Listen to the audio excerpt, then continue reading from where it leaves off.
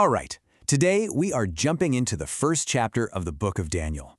And it's an incredible story, really, about what it means to hold on to who you are when it feels like everything else has been stripped away. So let's just start with this question right here. I mean, this isn't just some ancient, dusty question, is it? It's deeply human. And we're going to explore it by looking at the lives of 4 young guys who were captured, ripped from their homes, and thrown right into the heart of the world's biggest superpower. But before we even get to meet Daniel and his friends, we've got to set the scene. We have to understand the world they just lost. Their home nation, Judah, was in an absolute free fall, and the consequences were about to become, well, catastrophic. You know, this wasn't some quick, one-and-done invasion. No, this was a slow burn, a systematic takedown. Over the course of about 2 decades, King Nebuchadnezzar and his Babylonian empire just picked Judah apart, piece by painful piece, until finally its capital city, Jerusalem, was completely destroyed. And listen, this was so much more than just looting treasure. By taking these sacred objects from God's temple and putting them in the house of his own gods, in Shinar, the original land of the Tower of Babel, Nebuchadnezzar was sending a message.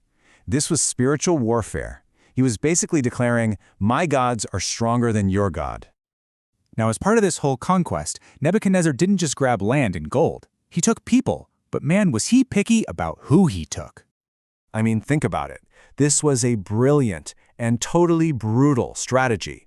He takes the best and the brightest, the royalty, the nobility. Why? Well, first, it drains Judah of all its future leaders. Second, he gets all their talent and intelligence for his own empire. And third, it's just a massive psychological blow to everyone left behind. So these select few, Daniel and his friends included, get shipped off to what's basically a 3-year mandatory re-education program. The goal was simple: turn these Hebrew nobles into loyal Babylonian servants of the king. It was a systematic effort to just completely erase who they were. And this is where the mind games really ramp up. Look at their names. They were specifically changed to cut them off from their heritage. Take Daniel. His name means God is my judge. His new name? Belteshazzar, which means Bel protects the king. Every single one of these new names was a daily reminder to forget your God and pledge your loyalty to the gods of Babylon. But you know what? Getting new names? That was just the warm-up act. Very, very quickly, these young men found themselves facing a choice that could either secure their new fancy position in the empire or get them killed. Now, you have to understand, for literally any other captive, this would have been like winning the lottery. Eating food from the king's own table, that was a massive honor, a huge sign of favor. It meant you were being welcomed into the inner circle. And yet, Daniel decides in his heart he's not going to eat it. So, why on earth would he say no? Why risk it all over a meal? Well, the answer is a lot deeper and way more complex than you might think. Yeah, okay, so there were the obvious ritual reasons. The meat probably wasn't kosher, or maybe it had been offered up to idols first, which was a big no-no for them. But the real reason, the heart of the matter, is right there in those last 2 points. Right, so here's the bottom line. Accepting that food wasn't just about getting a meal. It was like signing a contract. It created this bond, this obligation to the king. Daniel knew this gift had all sorts of strings attached. He was turning down a symbol of dependence on a human king so he could keep his loyalty to God completely pure. So the question is, how do you say no thanks to the most powerful guy on the planet and not immediately lose your head? Well, Daniel's approach wasn't angry rebellion. It was wise. It was respectful negotiation.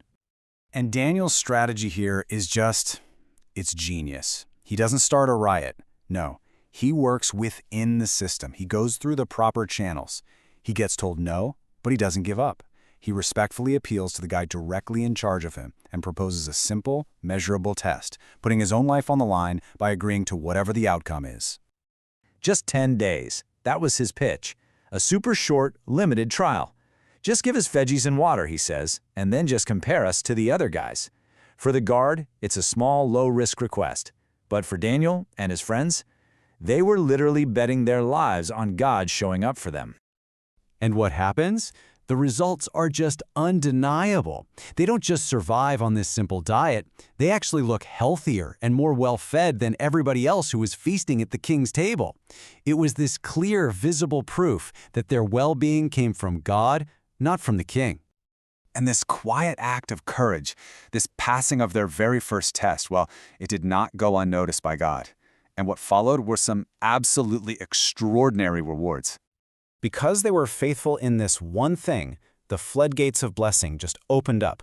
They actually won the respect of their captors. Their health was great, and on top of that, God gave them this incredible intellectual and spiritual insight that just set them miles apart from everybody else. So what was the final outcome after 3 years? They're standing before King Nebuchadnezzar himself for their final exam. And the result? It's jaw-dropping. He found them not just a little better, not 2 times better, but 10 times wiser than every single established magician and enchanter in his entire kingdom. 10 times.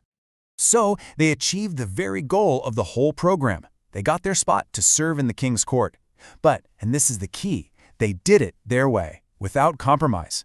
They proved that you absolutely can live and work right in the heart of a foreign culture while still holding on to your true identity and your ultimate loyalty to God. And that really brings this whole thing full circle, right back to that question we started with. This story, it's not just ancient history, it's like a mirror. It forces us to ask ourselves, what are the subtle compromises, the attractive gifts our world offers that threaten our deepest commitments? Where do we draw that line between fitting in and selling out? That's the challenge Daniel leaves us with.